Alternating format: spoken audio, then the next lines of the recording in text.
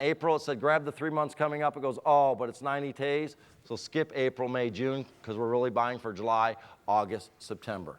Advanced by lead time on seasonal items. So we talked about lost sales and exceptional sales. We've talked about making sure you have good usage buckets. We've talked about the usage control window by rank and whether it's a seasonal or non-seasonal item.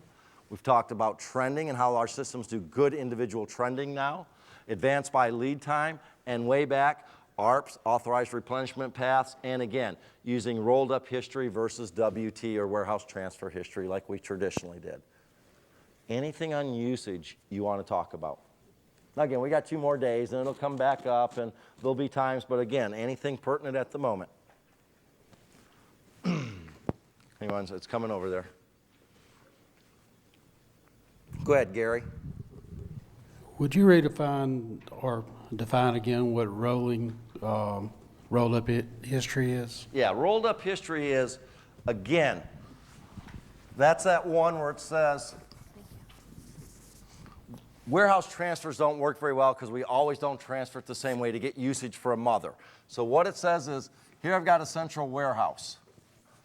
Here I've got some children, dependents, sub-warehouses, whatever you want to call, that feeds them. It says, instead of this traditional way of saying, oh, they sold 100, and we transferred 10 to them, and we transferred 15 to them, and we transferred 5 to them.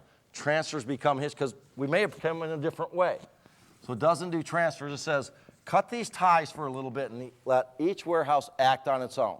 Based off of its customer usage buckets, lost sales, and exceptional, it says, how much for their customers do we need with its method? So they're running as a T3, and they need 100. This branch happens to be down in Florida. It's non-seasonal, but it's a B item, so it's running as a B4. Everyone following what I just said? Non-seasonal, so it's using a B instead of a T. This was an A item, so it used a 3-month window. This warehouse happens to be a B, so it's using a 4-month window. It says, based off of its customers, how much is it going to sell? Oh, it's going to sell 15. Based off of its usage and its customers, how much is it going to sell? 2. Based off of its customers and its usage, how much is it going to sell? 20. Now here's the roll-up. The roll-up says now reestablish the ties, the ARPs. And it says, oh, I need 100 for my customers. I'm going to need 15 for another branch's customers that I'm in charge of supplying, 2 for another branch's, and 20 for them, i.e. roll up to the central warehouse each branch's individual calculated usage. Good to go, Gary? Yeah. Very good. Travis is coming. Can you add another roll-up branch, say below? Yeah, you can have this multi-step. Okay. You can be down central warehouse feeding, a sub-central warehouse feeding, a regional warehouse feeding, this feeding. Go as deep as you like. It'll get confusing, but the math is all there. It will roll it up all the way to the top. Yes. Now, as long as we're here, what about orders needed? No one's asked about that. What should I do with orders needed? I sold an order as needed down here, a non-stock, whatever you want to call it. What should we do with it?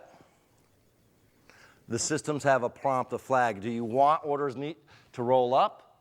Meaning what? I don't stock it here, but I'd like it at my central warehouse when they do order it so I can bring it to them. Versus if you don't roll up orders needed, where will that product be when they need it? If I don't roll the usage up to here, I'm never going to bring it in. I'm going to leave it at the vendor. So if I roll up orders needed, it's going to be sitting at the central warehouse waiting for me to need it. If I don't roll up orders needed, it's going to be waiting at the vendor for me. Does that make sense with everyone? You're on it. Yep, I can tell by good. All right. How deep does that go? The order as needed. Same depths. You can let it roll up as high as you want. So you can have an order as needed way down at the, and it won't be at the vendor? If you don't want, you get to drive that. You get to decide. Here's the way I say it. I work with companies all the time, and I go, where should the product reside? Now, again, I don't want to get deep into this. You'll see it under the analysis tomorrow, but I go, how critical, mission critical is it to the customer? The more mission critical it is, the closer you have to have it to the customer. The less mission critical it is, the closer you can have it to the vendor. I.e., something that's not mission critical at all doesn't matter. I'm going to have it way up here, maybe at the vendor, not even stock it because they're willing to wait. It's not mission critical. Those stent valves for the heart surgery we talked about, it better be right in the hospital, the floor below, in the storage room, right there, ready to go. It's critical. So it's how close to the customer depending on how critical, and that's how you would determine, because you could have it only roll here to here, here to here to here, all the way through. You decide how close you want it to the customer. Fair? All right.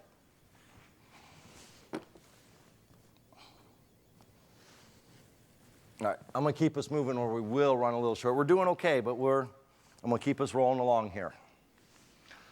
Let's talk about lead times. So again, we've nailed down usage. We've got an average monthly usage. We used usage buckets, and now we've got a methodology, we've got trending, we've got advanced, and now we've got a usage. Now we need a lead time.